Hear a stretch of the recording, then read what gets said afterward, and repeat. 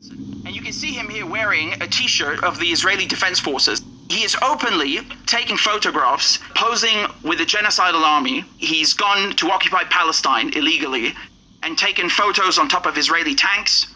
And we know for a fact that his benefactors, his patrons, are Israelis, right? His legal fees have been paid by Israelis, by Zionists.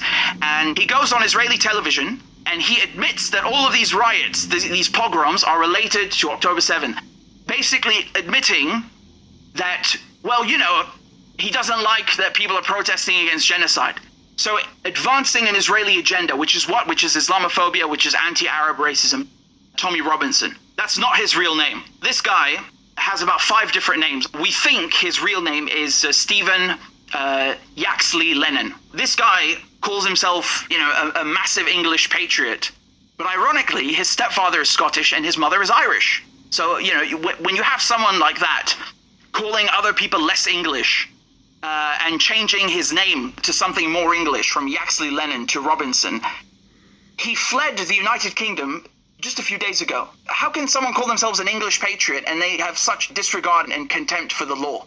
Again, you want to talk about illegal immigrants? This guy literally entered the United States with a fake passport. I mean, the hypocrisy is rank. No one is more illegal than American troops on foreign soil. No one is more illegal than British spy planes buzzing over Gaza or French troops occupying Africa, okay?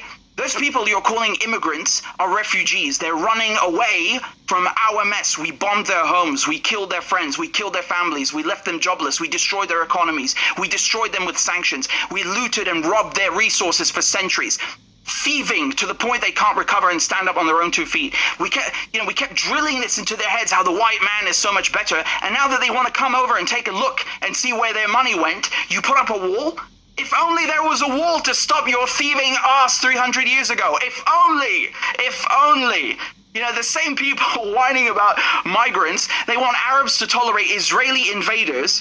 These are people with weapons, with tanks, with nuclear bombs. And they encourage British Jews or European Jews to leave the country because they're so anti-Semitic. They want them to just leave the country and go to Palestine and emigrate on top of somebody else's land. And give them bombs too. Christ, I mean, double standard is really, is really an understatement. You want to stop people from exercising their right under international law to seek asylum? Fine, but don't turn around then and lecture the world about human rights the next morning, all right? And don't talk to me about securing our borders. Our borders are perfectly fine. We have nuclear weapons. We have one of the best navies in the world. It's Arab borders that need securing from us, okay? It's African borders that need securing from the West. The top 3 countries that produce refugees are Ukraine, Syria, and Afghanistan. All of these countries have one thing in common. They've been bombed and destroyed by NATO.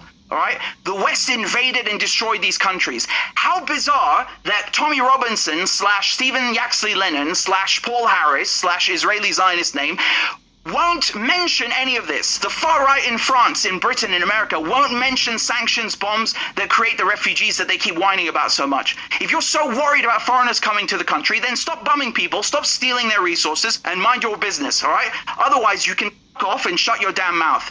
And thank your lucky stars, by the way, that these refugees you demonize so much are innocent, decent human beings who aren't vengeful little gobshites like yourself.